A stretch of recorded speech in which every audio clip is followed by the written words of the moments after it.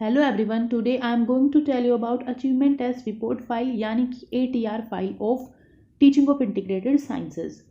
अगर आप BEd DLEd या किसी और टीचिंग कोर्स के अंदर हैं तो वहाँ पे आप क्या है SCP के लिए जाते हैं स्कूल्स में, यानी स्कूल एक्सपीरियंस प्रोग्राम के लिए स्कूल्स में जाते हैं, जहाँ पे आप स्कूल में जाके टीचिंग करते हैं, आपको बहुत सारा एक्सपीरियंस मिलता है। साथ साथ में इसी पीरियड में आपको बहुत सारी फाइल्स बनानी होती है, जिनमें से एक फ़ाइल होती है अचीवमेंट टेस्ट रिपोर्ट फाइल, और ये काफ़ी इंपॉर्टेंट फाइल होती है।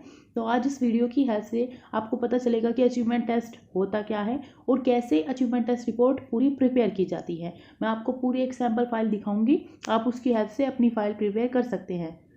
तो स्टार्ट करते हैं। तो पहले देख लेते हैं हमारी फाइल के अंदर क्या क्या कंटेंट्स है। ये रहा हमारी फाइल का इंडेक्स। तो हम जानेंगे introduction to ATR, objective achievement test, importance, steps of constructing a test paper, administration of test, objectives, blue print, question paper answer key, marking scheme, award list, highest and lowest scorer answer sheets, master sheets, item analysis, difficulty index and discriminatory value, दोनों का ही हम पूरा एकदम item analysis करेंगे हर एक question का। Statistical analysis, जिसमें हम मीन मीडियन मोड सब दिखाएंगे। ग्राफिकल रिप्रेजेंटेशन में आपको पूरा bar graph, histogram, frequency, polygon सब देखने को मिलेगा। फिर एनालिसिस और लास्ट में हमारा आता है कंक्लूजन, देन सजेशन, और फिर आप बिब्लियोग्राफी चाहे तो ऐड कर सकते हैं, चाहे नहीं, ये आपकी मर्जी, आपकी चॉइस है। तो स्टार्ट करते हैं। तो पहले जाने तो अचीवमेंट टेस्ट रिपोर्ट क्या होती है। तो अचीवमेंट टेस्ट आप बेसिकली ये समझिए, स्कूल में बच्चों को हम टीचिंग करते हैं, तो जो भी हम उन्हें सिखाते हैं, जो भी बच्चे सीखते हैं, वो सब होता है उनका अचीवमेंट। और उसी अचीवमेंट को मेजर करने के लिए जो टेस्ट पेपर कंडक्ट कराए जाते हैं उनको बोलते हैं हम अचीवमेंट टेस्ट। सिंपल आप इसे समझ सकते हैं। और एक अचीवमेंट टेस्ट क्या है? एक ऐसा टेस्ट है that can identify the students strength and weakness in one subject. एक सब्जेक्ट के अंदर स्टूडेंट की स्ट्रेंथ क्या है, किस स्टूडेंट की, और उसकी वीकनेस क्या है, ये आपको हमें इससे पता चल जाता है। अब बात करें तो ये टेस्ट स्टैंडर्डाइज भी हो सकते हैं और नॉन स्टैंडर्डाइज भी हो सकते हैं। जैसे कि कोई एक टेस्ट प्रिपेयर किया टीचर ने, एक टेस्ट बनाया गया, अगर वो सबके लिए ही एप्लीकेबल है, जैसे क्लास 8 के लिए बनाया गया, तो हर एक स्कूल के क्लास 8 के लिए एप्लीकेबल है, सभी बच्चे इक्वली उसको अच्छे से अटेंड कर पा रहे हैं, ये नहीं पार्टिकुलर किसी ग्रुप ऑफ स्टूडेंट्स के लिए वो बनाया गया है। और अगर आपने एक बार टेस्ट लिया तब किसी बच्चे के मार्क्स 90 और दोबारा आपने टेस्ट लिया तो उसके अराउंड 95 हो गए या 85 हो गए या दोबारा से 90 आए, तो इस तरह की जो ये मैंने आपको बताई क्वालिटीज़, तो इस तरह के टेस्ट हमारे स्टैंडर्डाइज टेस्ट होते हैं। और दूसरे होते हैं नॉन स्टैंडर्डाइज टेस्ट, या आप बोल सकते हैं टीचर मेड टेस्ट, यानी टीचर इनको बनाता है कोई एक टीचर। और स्टैंडर्डाइज टेस्ट क्या है? पूरा ग्रुप ऑफ एक कमेटी होती है, एक्सपर्ट्स बैठते हैं, वो लोग बनाते हैं। तो नॉन स्टैंडर्डाइज टेस्ट में टीचर मेड टेस्ट से आप ऐसे समझ सकते हैं कि जैसे आपकी क्लास में साइंस का कोई टीचर है, तो वो आपकी क्लास को देखते हुए उसने एक टेस्ट प्रिपेयर किया, आपकी क्लास में बच्चे जो है जिनका जैसा लेवल है उसके अकॉर्डिंग एक टेस्ट बनाया, और फिर उससे आपका मेजरमेंट हुआ, एवेल्युएशन हुआ। तो वो टेस्ट हर एक 8th क्लास के बच्चों के लिए एप्लीकेबल नहीं होगा, उन्हीं बच्चों के लिए एप्लीकेबल होगा जिन्हें उन टीचर ने पढ़ाया है। वो अपने सिलेबस के अकॉर्डिंग, जो उसने पढ़ाया उसके अकॉर्डिंग उसमें क्वेश्चंस रखेगा, तो सिंपल होता है, नॉन स्टैंडर्डाइज टेस्ट में वो आ जाएगा। हालांकि दोनों का एम यही होता है कि हम बच्चों के अचीवमेंट को जान पाए। अब हमारे ऑब्जेक्टिव यही है कि हम कैटेगराइज आइडेंटिफाई कर पाए student of different categories such as slow learners, gifted, average student, सभी को हम आइडेंटिफाई कर पाए, ताकि टीचर समझ पाए कि हम कब रेमेडियल इंस्ट्रक्शन दे, कब प्रोग्राम्स उनके लिए इनरिचमेंट प्रोग्राम चलाए, कब अलग से क्लासेस ले, कैसे उन पर ध्यान देना है, क्या अप्रोच रखनी है, ये सब टीचर समझ जाए। और to give promotion to student to next higher classes और न्यू कोर्सेज। नए कोर्सेज में अगर उन्हें प्रमोशन देना है, हाई क्लासेस में प्रमोशन देना है, तो उसके लिए भी कहीं ना कहीं उनका रिजल्ट देखना होगा। To help student to choose suitable subject और courses according to their achievement level, जो उनका अचीवमेंट लेवल रहा। जैसे कोई बच्चा मैथ्स में अगर अच्छा है तो उसे आगे भी मैथ्स ही सब्जेक्ट लेना चाहिए, अगर नहीं अच्छा है तो उसे कोई और सब्जेक्ट लेना चाहिए। तो ये सब हम उसके अचीवमेंट टेस्ट से देख सकते हैं। अगर हम इम्पोर्टेंस ऑफ अचीवमेंट टेस्ट की बात करें तो ये बहुत यूजफुल है in evaluating and improving the curriculum meant for the student of different grades. अलग अलग ग्रेड्स के स्टूडेंट के लिए जो करिकुलम बनाया जाता है उसे हम कैसे इम्प्रूव करें, कैसे उसे इवेलुएट करें, उसको भी हम देख सकते हैं अचीवमेंट टेस्ट की हेल्प से। और हम इससे क्या है, इजीली आइडेंटिफाई कर सकते हैं, क्लासीफाई कर सकते हैं स्टूडेंट्स को according to their achievement level. जैसे जो भी स्टूडेंट्स के मार्क्स आते हैं उनके अकॉर्डिंग हम बता सकते हैं कौन से स्टूडेंट क्लास में किस टॉपिक में काफ़ी अच्छे हैं, किसी टॉपिक में वीक है, वो सब हम इजीली बता सकते हैं। किस स्टूडेंट को रेमेडियल क्लास की अलग से नीड है, और इसी के थ्रू हम बता सकते हैं किसको हमें स्कॉलरशिप देनी चाहिए, किसको अवार्ड्स मिलेंगे, स्पेशल अवार्ड्स ऑफ मेरिट मिलेंगे, किसकी बेटर परफॉर्मेंस रही, वो सब अचीवमेंट टेस्ट के थ्रू हम बता सकते हैं। इससे पेरेंट्स को भी पता चल जाता है क्या स्ट्रेंथ और वीकनेस है उनके बच्चे की, उनके एकेडमिक अचीवमेंट्स को देख के, जिससे क्या स्टूडेंट इतने एबल हो जाते हैं कि वो स्पेशल हेल्प एंड गाइड दे सके अपने बच्चों को। अगर कहीं पे भी वो लैक करते हैं तो वो उन्हें गाइड कर सके। और ये टीचर के लिए भी काफ़ी हेल्पफुल है, क्योंकि हम उनसे टीचर्स को पता चल जाता है स्ट्रेंथ का, वीकनेस का स्टूडेंट की अलग अलग सब्जेक्ट्स में, and skill as a result of which teacher can be able to prepare the student for different competitions. इससे टीचर अलग अलग जो कॉम्पिटिशन है उनके लिए अपने स्टूडेंट को प्रिपेयर कर सकते हैं, क्योंकि उन्हें पता चल जाता है किस किस एरियाज़ में, कौन कौन से एरियाज़ है जहाँ पे कंसर्न करना चाहिए, किस किस एरिया में स्टूडेंट वीक है, जो उसकी स्ट्रेंथ है उन्हें हम कैसे बढ़ा सकते हैं, वीकनेस को स्ट्रेंथ में कैसे कन्वर्ट कर सकते हैं। और इससे क्या है, टीचर अपनी टीचिंग स्किल्स को इम्प्रूव करते हैं। उन्हें पता चलता है किस मेथड से स्टूडेंट को ज़्यादा अच्छा समझ आता है, और जो लो स्कोरर्स होते हैं उनको भी कहाँ पर रेमेडियल टीचिंग देने की ज़रूरत है, ये सब इसकी हेल्प से पता चल जाता है। आगे बात करें तो स्टेप्स कौन से होते हैं एक टेस्ट पेपर को कंस्ट्रक्ट करने के। तो सबसे पहले तो हम ऑब्जेक्टिव फिक्स करते हैं, क्योंकि कोई भी अगर हम काम करें उसमें सबसे पहले आता है कि हम उसके ऑब्जेक्टिव लेके चलें कि हाँ इसलिए मैं काम कर रहा हूँ। तो इसी तरह कोई भी टेस्ट आपको प्रिपेयर करना है तो पहले कुछ ऑब्जेक्टिव्स हम सेट करते हैं कि हाँ मुझे स्टूडेंट की इस डोमेन में उसकी अंडरस्टैंडिंग चेक करनी है, उसकी लर्निंग चेक करनी है, उसको फिर बाद में क्लासीफाई करना है। अब यही पे बात करें, फिर हम आते हैं कि वेटेज हम डिटरमाइन करते हैं डिफरेंट इंस्ट्रक्शनल ऑब्जेक्टिव्स के, जिसके अंदर हमारे ऑब्जेक्टिव होते हैं नॉलेज के, अंडरस्टैंडिंग के, एप्लीकेशन के, स्किल के, और यहाँ पे हम मार्क्स रखते हैं और फिर उनके परसेंटेज और टोटल करते हैं। ये हमारा सेकेंड स्टेप में आता है। फिर थर्ड में हम वेटेज डिटरमाइन करते हैं डिफरेंट कंटेंट एरियाज़ की। जिस भी चैप्टर को लेके आप टेस्ट बना रहे हैं, 2 चैप्टर है, 1 चैप्टर है, तो उसमें कौन कौन से कंटेंट को कितना वेटेज देंगे, क्या क्या आप रखेंगे, वो सब आपको देखना है, जिससे आप स्टूडेंट की जो परफॉर्मेंस है अच्छे से उसको असेस कर पाओ, उसको देख पाओ। अब फिर हम डिटरमाइन करते हैं आइटम टाइप। आइटम यानी कि क्वेश्चन, जहाँ पे भी आइटम एनालिसिस, आइटम टाइप लिखा हो आप समझ जाना, यहाँ पे हम क्वेश्चंस की बात कर रहे हैं। तो आइटम टाइप के कितने ऑब्जेक्टिव रहेंगे, कितने इजी क्वेश्चन रहेंगे, कितने हार्ड क्वेश्चन रहेंगे, कितने एवरेज क्वेश्चन रहेंगे, वो सब हम अपने हिसाब से रखते हैं। ऑब्जेक्टिव टाइप, ऐसे टाइप, कितना किस तरीके से हमें रखना है, वो सब हम टेस्ट के अंदर रखते हैं। अभी जैसे फर्स्ट स्टेप हम देखते हैं प्रिपरेशन ऑफ ब्लूप्रिंट। जैसे ब्लूप्रिंट क्या है कि अगर आपको कोई एक टेस्ट पेपर प्रिपेयर करना है तो उससे पहले आप एक रफ ड्रॉ कर लेते हैं उसकी। जैसे अगर आपको कोई बिल्डिंग बनानी है तो रफ स्केच आप उसका ड्रॉ कर लेंगे पहले ही कि हाँ इस तरीके की बिल्डिंग रहेगी। इसी तरीके से अगर आपको पेपर बनाना है तो उसका एक रफ फॉर्मेट हम पहले ही सेट कर लेते हैं, उसके अकॉर्डिंग फिर हम अपना पेपर बनाते हैं।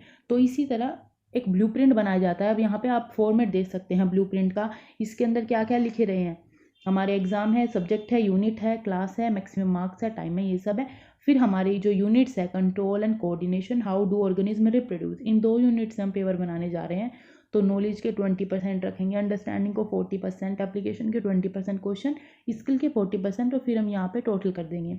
तो जैसे स्किल में कैसे टाइप के क्वेश्चन आएंगे, कंप्लीट द डायग्राम, और एप्लीकेशन में tick mark, short answer type, true false, understanding में आ जाएंगे। तो ये सब आप चेक करें, इस तरीके से हम अपना ब्लूप्रिंट तैयार करते हैं अपने टॉपिक के अकॉर्डिंग। ये देखिए पूरा आप ब्लूप्रिंट यहाँ पे देख सकते हैं। फिर हम टेस्ट को प्रिपेयर करते हैं, उसमें भी कई सारे आते हैं, जैसे प्रिपरेशन ऑफ टेस्ट आइटम यानी क्वेश्चंस को रखने का कुछ ना कुछ रूल्स गाइडलाइंस होती है। जैसे उनकी जो टेस्ट जो क्वेश्चन है वो काफ़ी क्लियर होने चाहिए, कॉम्प्रहेंसिव होने चाहिए, और उनमें कोई भी एरर, कोई भी कन्फ्यूज़न ना हो, लैंग्वेज भी ऐसी हो कि ईजिली कोई भी उसको समझ पाए। अगर आइटम में कोई हिडन मीनिंग है वो भी हम समझ पाए कि हाँ हमें ये निकालना है यहाँ पे। कोई वैसा मीनिंग ना हो कि उसको बच्चा समझ नहीं पा रहा, ऐसा कोई मीनिंग वहाँ पे इंक्लूड नहीं होना चाहिए। और स्टेटमेंट पूरे क्लियरली दिखाइन हो, एक रेगुलर सीक्वेंस वहाँ पे हो, एक पैटर्न हो, और ताकि इजीली बच्चा उसको देख के अपना क्वेश्चन पेपर कर पाए, कोई से कन्फ्यूज़न ना हो। Preparation of direction of test item, इसके अंदर क्या है कि सभी कोई है ना वो देते हैं, अटेंशन देते हैं to the construction of test item, so the test mark do not अचेट direction to the test item, but जो वैलिडिटी है and reality of test item to a great extent depend upon the instruction for the test. Test के लिए आप जो instruction देते हैं वो एकदम क्लियर कट होने चाहिए, इजीली सभी बच्चे को समझ में आए। पर्पज़ क्या है टेस्टिंग का, टाइम कितना अलाउड करना है आंसर के लिए, और बेसिस ऑफ आंसर, ये सारी चीज़ यहाँ पे देखी जाए। प्रोसीजर क्या रहेगा। अब बात करें preparation of direction for administration, तो एक क्लियर और डिटेल डायरेक्शन होनी चाहिए कि कैसे आपको टेस्ट डिटरमाइन करना है, जैसे वो प्रोवाइड आपको होता है। Condition under which the test is it to be administered, when the test is to be administered etcetera are to be stated clearly. Material required for the test, जैसे कि materials हमें ग्राफ पेपर लगाना है, logarithm table लगानी, वो भी clearly mention हो, हर एक चीज़ क्लियरली मेंशन हो। Preparation of direction for scoring, तो उसके लिए स्कोरिंग की पहले ही दे दी जाती है, ताकि कोई भी आंसर अगर टीचर को बच्चे का चेक करना है तो वो स्कोरिंग की से चेक करे, इससे क्या है कोई बायसनेस वहाँ पे नहीं आएगी। आगे बात करें तो ट्राइंग आउट द टेस्ट, फिर हम टेस्ट पूरा बनाते हैं, ऑब्जेक्टिव, वीकनेस, बहुत सारी चीज़ें देखते हैं, non functioning, impossible, disaster, in the case of MCQ, सब कुछ दे के चलते हैं हम। प्रीलिमिनरी ट्राइंग आउट करते हैं, फिर प्रॉपर ट्राइंग आउट करते हैं, फिर एक फाइनल ट्राइंग आउट करते हैं। यानी कि इसमें क्या है कि हम टेस्ट पेपर में क्वेश्चंस लगाते हैं, फिर उन्हें चेक करते हैं, फिर उन्हें हटाया जाता है, फिर नए क्वेश्चन आते हैं। इसी तरीके से 3 स्टेप में हमारा फाइनल टेस्ट पेपर प्रिपेयर होता है। अब बात करें एडमिनिस्ट्रेशन ऑफ टेस्ट, तो यहाँ पे हम देखिए हमने कैसे वेटेज दी है। 6 मार्क की नॉलेज के क्वेश्चन है, 12 मार्क के अंडरस्टैंडिंग के हैं, और ऐसे ही परसेंटेज यहाँ पे गिवन है। ये पूरा हमने दे दिया। हमने अपनी यूनिट्स लिख दी, 15 मार्क्स की दोनों यूनिट रहेगी, टोटल 30 मार्क्स का हमारा बन जाता है, क्योंकि जब 2 यूनिट आप देते हैं तो दोनों को ही इक्वल वेटेज देना चाहिए। तो 30 मार्क्स का हमारा पेपर होगा। हमने ऑब्जेक्टिव डिफाइन कर दिए हैं, जैसे force and laws of motion से कोग्निटिव डोमेन में हम रिमेम्बरिंग, अंडरस्टैंडिंग, अप्लाइंग के क्वेश्चन हम कैसे डालेंगे वो सब हमने लिख दिया है। अफेक्टिव डोमेन, साइकोमोटर डोमेन, इसी तरह हमारा जो टॉपिक 2 है एटम्स एंड मॉलिक्यूल, उससे भी हम सेम लिखेंगे। ये यहाँ पे आप देख सकते हैं, और यहाँ पे हमारे जो टेस्ट है उसका ब्लूप्रिंट यहाँ पे आता है, पूरा प्रॉपर हमने इसको फिल कर दिया है। वेरी शॉर्ट आंसर है। इसी तरह 2 मार्क्स के 2 क्वेश्चंस है, हाफ मार्क के 5 क्वेश्चंस है, ये पूरा हमने लिख दिया है। 3 मार्क्स के यहाँ पे 2 क्वेश्चंस है, ये पूरा यहाँ पे सेट हो गया है किस तरीके से हम देंगे, और टोटल, सब टोटल, पूरा एकदम परसेंटेज, हर एक चीज़ यहाँ पे निकाली गई है। टोटल नंबर ऑफ क्वेश्चन 28 हमारे होंगे। फिल इन द ब्लैंक्स कितने हैं ये पूरा लिख दिया है हमने पेपर पे। फिर हमारा आता है क्वेश्चन पेपर साइंस का 30 मार्क्स का, क्लास 9th के लिए है, और टाइम हमने पूरा दे दिया है, प्रॉपर इंस्ट्रक्शन दिए हैं। यहाँ से स्टार्ट करते हैं, तो ये सेक्शन ये आता है very short answer type question, multiple choice question इसके अंदर है। ये देखिए इस तरीके से आपको क्वेश्चन देने हैं, प्रॉपर टेस्ट बनाना है अच्छे से। 9, 10, 11, 12 क्वेश्चन तक होने के बाद हम फिल इन द ब्लैंक्स देते हैं। 13, 14, 15, 16, फिर हमारा सेक्शन भी आता है जिसमें है हमारे शॉर्ट आंसर क्वेश्चंस 17, 18, यानी कि 2 मार्क्स के क्वेश्चंस रहे होंगे। फिर सेक्शन C है जिसमें लॉन्ग आंसर क्वेश्चंस है हमारे 25, 26, 27 और 28 हमारा लास्ट क्वेश्चन है, जिसके अंदर भी 2 पार्ट हमने कर दिए हैं। तो इस तरीके से आपको बनाना है। फिर हमारी आती है आंसर की एंड मार्किंग स्कीम, तो प्रॉपर हर एक क्वेश्चन के साथ उसके आंसर हमने लिखे हैं, मार्क्स हम कितने देंगे वो साइड में लिखा हुआ है, तो इसके अकॉर्डिंग टीचर चेक करता है। मल्टीपल चॉइस है तो उसका भी हमने पूरा एक आंसर यहाँ पे लिखा हुआ है कि ये 20 का आंसर है, इतने इसके मार्क्स है, सब कुछ मेंशन है यहाँ पे। क्वेश्चन नंबर 7, 8, 9, ऐसे ही कंटिन्यू 11, 12 क्वेश्चन के साथ आंसर और फिर उसके मार्क्स मेंशन है। ऐसे ही सेक्शन B में जो लिखने वाले हैं उन्हें प्रॉपर लिखा हुआ है विद एग्जांपल्स, ताकि टीचर को चेक करने में कोई दिक्कत ना आए। जिस बच्चे ने पूरा सही से लिखा होगा उसके पूरे मार्क्स आएंगे। 21 इस तरह लॉन्ग आंसर टाइप, हर टाइप के आंसर के पूरा एकदम निकाला हुआ है, न्यूमेरिकल्स भी उन्हें मार्क्स दिए हुए हैं प्रॉपर। सेक्शन C में भी इसी तरीके से जहाँ पे डायग्राम की नीड है वो भी यहाँ पे बनाए हुए हैं, वो टीचर बच्चे ने अगर बनाए होंगे तो उसको उस हिसाब से मार्क्स मिलेंगे। अब ऐसे ही हमारी जब हमने टेस्ट लिया तो अवार्ड लिस्ट आती है, स्टूडेंट्स के नेम है, मार्क्स कितने मिले और मैक्सिमम कितने मार्क्स है, तो ये 30 में से इतने स्टूडेंट्स के मार्क्स आए। फिर हमने हाईएस्ट जो स्कोरर थे उनकी कॉपीज़ यहाँ पे लगाई है, ये आप देख सकते हैं, ये बच्चों की कॉपीज़ है। अगर आपके पास भी कॉपीज़ है आप लगा सकते हैं, बाकी आप लिस्ट भी लगा सकते हैं। ये एक लोवेस्ट स्कोरर की और एक हाईएस्ट स्कोरर की कॉपी हमने यहाँ पे लगा दी है। फिर हमारा ये जो है ये है मास्टर शीट, आप इसको ऐसे देख सकते हैं, इसमें जैसे कि क्वेश्चन नंबर 1 है, किस किस बच्चे ने किया है, सिर्फ वो आपको टिक करना है। क्वेश्चन नंबर 2 किस किस ने किया है, वो हमें टिक करना है। जैसे 2 अप्रोक्स इन बच्चों ने किया है, जहाँ पे रोंग है इन्होंने नहीं किया है, जहाँ पे कट किया हो बाकी सब ने किया है। क्वेश्चन नंबर 3 है, देखिए सब ने किया हुआ है ये वाला क्वेश्चन। तो इस तरह एक मास्टर शीट आपको बनानी है। आगे बात करें तो ये क्या है, यहाँ पे मास्टर शीट बी है जिसमें कि आपको मार्क्स देने हैं। जैसे ईशा गुप्ता को हमने 1 दिया, इसको भी 1 दिया, इसको 0 क्योंकि इसने नहीं किया है क्वेश्चन, किसी ने हाफ किया है तो 0.5 दे दिए। तो यहाँ पे इसी तरह आपको टॉप 5 स्टूडेंट्स का और जो नीचे से 5 रहे उनका, मतलब जिनके कम मार्क्स रहे सबसे नीचे से उनका, लोएस्ट स्कोरर और हाईएस्ट स्कोरर 5 को हमने ले लिया है, क्योंकि फर्दर हमें इनसे क्या करनी है, कैलकुलेशंस करनी है। तो ये मास्टर शीट हमारी होती है। फिर आता है आइटम एनालिसिस, यानी क्वेश्चंस का एनालिसिस, उनका लेवल हमें चेक करना है। तो यहाँ पे सबसे पहले हम डिफ़िकल्टी इंडेक्स चेक करेंगे, और ये डिफ़िकल्टी इंडेक्स का फॉर्मूला होता है P = RU + RL अपॉन में NU + NL × 100। तो यहाँ पे RU, RL, NU, NL ये सब क्या है, यहाँ पे प्रॉपर लिखा हुआ है। RU है number of correct response bye top 5 student, RL है number of correct response bye bottom 5 student, NU क्या है total number of students of top group, और NL है total number of student of bottom group. तो हमने 5 student लिए हैं, उसके अकॉर्डिंग यहाँ पे आपको करनी है कैलकुलेशंस, P1, P2, इसी तरह हर एक क्वेश्चन का यहाँ पे आपको निकालना होता है। इससे हमें पता चल जाता है एवरेज है, वेरी इजी है या डिफ़िकल्ट है क्वेश्चन। अब ये एवरेज, ये इजी, ये सब हमने कैसे लिखा ये भी हम जानेंगे। तो यहाँ पे आपने पूरी वैल्यू निकाल ली, 12, 13, हर एक क्वेश्चन को हमने इसी तरीके से निकाला है, क्योंकि जो परसेंटेज रही उसको दे के निकाला है। अब परसेंटेज का क्या हमने क्राइटेरिया रखा, जैसे यहाँ पे रखते हैं हम 0 से 20% में जो रहा वो वेरी डिफिकल्ट टाइप क्वेश्चन होगा, और ऐसे हमारे 2 क्वेश्चन है। 20 से 80% में जो रहे वो एवरेज है, ऐसे हमारे 19 क्वेश्चन है। 80 से 100% जो रहे वो वेरी इजी है, और ऐसे हमारे 7 क्वेश्चन है। तो इसी जो डिफ़िकल्टी वैल्यू है इसके अकॉर्डिंग जो भी हमारा रिजल्ट रहा वो हमने यहाँ पे लिख दिया कि 2 क्वेश्चन हमारे बहुत डिफिकल्ट है, 19 क्वेश्चन हमारे एवरेज है, एंड 7 क्वेश्चन हमारे वेरी इजी कैटेगरी के अंदर आते हैं। ये हमने पूरा लिख दिया।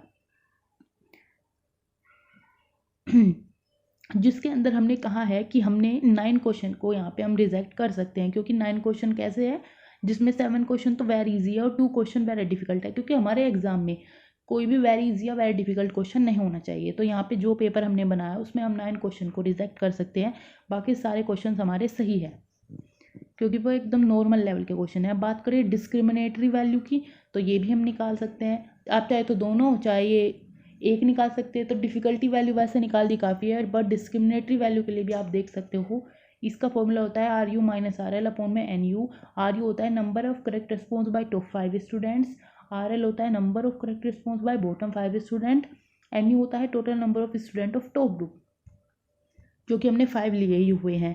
इसमें हमने निकाली वैल्यू D1, D2 करके हर एक क्वेश्चन की। तो यहाँ पे देखिए 0.8, 0.6, 0, इस तरीके की वैल्यू आई, और इसमें भी हमने एक्सेप्टेड एंड लेस डिस्क्रिमिनेटरी, जिनको हम रिजेक्ट करते हैं, एक्सेप्टेड एंड रिजेक्टेड, इस तरीके से हमने क्वेश्चंस को निकाला है पूरे 26, 27, 28 तक। और इसका कैसे एनालिसिस किया, जो वैल्यू हमारी 0 और 0.2 के बीच में आई वो लेस डिस्क्रिमिनेटरी है, 0.2 0.8 के बाद आई वो एक्सेप्टेड है, 0.8 से 1 के बीच में आई वो वेरी डिस्क्रिमिनेटरी है, और ये रहे हमारे क्वेश्चंस। इसके हिसाब से हम 11 क्वेश्चन को रिजेक्ट करते हैं हमारे, क्योंकि 9 तो लेस डिस्क्रिमिनेटरी है और 2 हमारे वेरी डिस्क्रिमिनेटरी है। बस एक 17 क्वेश्चन है जिनको हमने एक्सेप्ट किया है। तो ये हमने एनालिसिस किया। तो हमने यहाँ पे देखा कि रिजेक्टेड क्वेश्चन कितने हैं, 9/28 अकॉर्डिंग टू डिफिकल्टी इंडेक्स, और अकॉर्डिंग टू डिस्क्रिमिनेटरी वैल्यू तो ये हमारे 11/28। अगर हम एवरेज रिजेक्शन निकालें तो वो आ जाता है 10 क्वेश्चन आउट ऑफ 28, यानी कि 35.71% हमारे क्वेश्चन रिजेक्ट होते हैं। ये हमने रिजेक्शन परसेंटेज हमने निकाल दी है। अब इसमें हमें स्टेटिस्टिकल एनालिसिस भी दिखाना होता है, जो भी हमने अभी तक टेस्ट लिया बच्चों का उसका एक पूरा एनालिसिस। अभी क्वेश्चंस का किया है तो पूरे बच्चों के टेस्ट का भी करना है, मार्क्स का भी करना है। तो इसके लिए क्या करते हैं, हम फ्रीक्वेंसी डिस्ट्रीब्यूशन टेबल बनाते हैं। यहाँ पे हम कुछ थ्योरी लिख देंगे कि फ्रीक्वेंसी डिस्ट्रीब्यूशन क्या होता है ये सब, फिर हम अपनी टेबल बनाएंगे जिसमें क्लास इंटरवल है, जिसके अंदर क्या है कि बच्चों के अगर जिस रेंज में मार्क्स आए हैं, 0 से 3 में जितने हैं, 3 to 6 में कितने हैं, 6 to 9 में कितने बच्चे हैं, टेली मार्क्स उसी के अकॉर्डिंग है, फ्रीक्वेंसी उसी के अकॉर्डिंग है। जैसे यहाँ तक तो एक भी बच्चा नहीं था, यानी 15 मार्क्स तक कोई नहीं था, 15 to 18 में 6 बच्चे आए हैं, तो उसको देखते हुए हमने पूरी फ्रीक्वेंसी टेबल अपनी प्रिपेयर की। फिर हम इसी से निकालते हैं मीन क्या होता है वो आप यहाँ पे लिखेंगे, उसका प्रॉपर फॉर्मूला लिखेंगे, क्या क्या दिखाता है, एम मीन के लिए, ए एज्यूम्ड मीन के लिए, ये डेविएशन ऑफ मीन के लिए। फिर यहाँ पे पूरी टेबल बनाएंगे जैसे मीन हम निकालते हैं, अपने स्टेटिस्टिक्स में आपने पढ़ा होगा। तो यहाँ पे class interval, number of student, class mark, DI, FIDI, ये सब पूरा डेविएशन के साथ पूरा एकदम निकाल लेंगे अपना, और फॉर्मूले में रख देंगे। मीन के फॉर्मूले में हमारा आंसर आ गया 21.19, ये हमारा मीन आता है। इसी तरह मीडियन में भी सेम ऐसे करेंगे, थ्योरी लिखेंगे मीडियन में कि मीडियन क्या होती है, फिर उसका फॉर्मूला, और फिर इसी तरह टेबल आएगी। वही टेबल हमने बना दी है और फॉर्मूले में रखा, पूरा एकदम वैल्यू निकाली, तो हमारा आंसर आता है 21.56। सेम आप मोड के लिए करेंगे, थ्योरी लिखेंगे, मोड क्या होता है उसका फॉर्मूला लिखेंगे, टेबल बनाएंगे और उसको पूरा एकदम निकालेंगे उसकी सारी वैल्यूज़, तो हमारा मोड आ जाता है 22.5। उसके बाद हमारा रहता है ग्राफिकल रिप्रेजेंटेशन। तो यहाँ पे इस तरह आपने टेबल बनाई, फ्रीक्वेंसी लिखी, फिर एक बार ग्राफ आपने यहाँ पे बना दिया जिसमें एक्स एक्सिस पे होंगे मार्क्स ऑब्टेन बाय स्टूडेंट्स और वाई एक्सिस पे होंगे नंबर ऑफ स्टूडेंट, और एक बार ग्राफ हमने प्रिपेयर कर लिया। अब बात करें, एक हमने इसी तरह हिस्टोग्राम बनाया, इसी तरह एक्स एक्सिस पे मार्क्स ऑब्टेन बाय स्टूडेंट लेकर और वाई एक्सिस पे नंबर ऑफ स्टूडेंट्स लेके हमने बार ग्राफ प्रिपेयर किया। एक फ्रीक्वेंसी पॉलीगॉन भी आप बना सकते हैं, जो भी आपको बोला जाएगा आपके कॉलेज के, जो भी आपके कॉलेज से आपको पता चलेगा कि क्या क्या चीज़ें उसके अंदर डालनी है, ये मैक्सिमम चीज़ें इसमें डली हुई है, तो वो आप बनाएंगे। ये फ्रीक्वेंसी पॉलीगॉन भी इसमें अंदर बनाते हैं इसके अंदर। अब बात करें एनालिसिस की, तो हमने यही देखा कि कहाँ पे हमारे क्वेश्चन रिजेक्ट हुए, कितने क्वेश्चन हमारे डिफ़िकल्ट टाइप, एवरेज टाइप थे, और अचीवमेंट टेस्ट बहुत इंटरेस्टिंग था स्टूडेंट्स के लिए, वो एक दूसरे से डिस्कस कर रहे थे अपने मार्क्स, अपने डाउट्स टीचर के साथ। टाइमिंग की बात करें तो स्टूडेंट्स को अच्छा टाइम मिला अपने टेस्ट पेपर को कंप्लीट करने के लिए। क्वेश्चन पेपर भी ज़्यादा लेंथी नहीं था, ये काफ़ी प्लस पॉइंट था, और मोस्ट ऑफ स्टूडेंट्स ने स्कोर किया है 21 से 24 के बीच में, यानी कि student were able to discriminate between the question as very few questions were not able to be discriminated, क्योंकि 11 आउट ऑफ 28 क्वेश्चन ही हमने डिस्क्रिमिनेट किए हैं। तो इस तरह हमने पूरा मीन मीडियन मोड हमारा क्या रहा ये सब हमने लिख दिया है, नंबर ऑफ क्वेश्चन, एवरेज, हर एक चीज़ लिख दी। फिर एक कंक्लूज़न आप डालेंगे कि टेस्ट पेपर काफ़ी हमने किस क्लास में कंडक्ट कराया, कंडक्ट कराने में हमें कोई प्रॉब्लम नहीं हुई, और क्वेश्चन पेपर ज़्यादा इजी भी नहीं था और ज़्यादा डिफ़िकल्ट भी नहीं था। ये ऐसे बनाया गया था कि कोई भी एवरेज स्टूडेंट इसको ईजिली कर ले, बट इसके अंदर जो डिफ़िकल्ट क्वेश्चन थे काफ़ी, उनको सिर्फ हाईएस्ट जो स्कोरर स्टूडेंट है वही कर सकते थे। कुछ इसी तरीके का डिफ़िकल्टी लेवल था कि both average and high scorer find the question paper interesting, low scorer के लिए इतना अच्छा नहीं था। तो ये कुछ मिस्टेक्स है जो हम यहाँ पे लिखेंगे, अपना एवरेज स्कोरिंग लिखेंगे, कितने स्टूडेंट फेल रहे, 10 स्टूडेंट फेल रहे to reach the average score. और ग्राफिकल जो रिप्रेजेंटेशन है वो भी हमें सजेस्ट करता है दैट मीडियम वॉज, जो मीडियन है, median was approximately some same which indicate that paper was average paper था। ओवरऑल हम बता सकते हैं अचीवमेंट टेस्ट इफेक्टिव वे है जहाँ पे हम असेस करते हैं स्टूडेंट्स की लर्निंग को, and it is a good medium to assess my teaching also. Student अपनी टीचिंग को भी असेस कर सकते हैं। इस टेस्ट से हम ये समझ गए कि हमें फोकस करना है, हमें काफ़ी और भी नई अपनी जो स्ट्रैटेजी है टीचिंग की वो बदलनी है और अच्छा करना है, ताकि जो जो लो स्कोरर स्टूडेंट है वो भी अच्छा परफॉर्मेंस दे पाए। ये हमने सीखा। फॉर्मेट लैंग्वेज अच्छी होनी चाहिए, बिल्कुल भी कंफ्यूजिंग ना हो।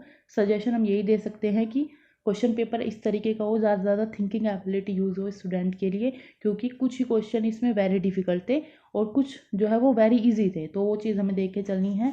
क्वेश्चन पेपर जो है वो should not be too easy, ज़्यादा ईजी नहीं होनी चाहिए स्टूडेंट के लेवल से, क्योंकि ज़्यादा ईजी होगा तो उनमें कहीं ना कहीं अचीवमेंट के चांसेस कम हो जाएंगे, इम्प्रूवमेंट के चांसेस कम हो जाएंगे। It should be such that both brilliant and average student take interest in the question paper. Slight change is required in difficulty level as 9 question were deemed very easy in the review. ये चीज़ हमें देखनी पड़ेगी। And there can be less number of short answer type question in the paper. ये कुछ suggestion हमने यहाँ पे लिख दिया अपने अकॉर्डिंग। अगर आपको और भी अचीवमेंट टेस्ट से रिलेटेड वीडियो देखनी है जिसमें इसके अंदर सिर्फ पेपर 1 हमने लिया है, अगर पेपर 1 पेपर 2 कैसे लेते हैं तो उसकी भी लिंक मैं डिस्क्रिप्शन में डाल दूंगी। और अगर आपको और BEd कोर्स में असाइनमेंट से रिलेटेड वीडियो देखनी है तो वो भी आप चैनल पे जाके देख सकते हैं। Thanks for watching.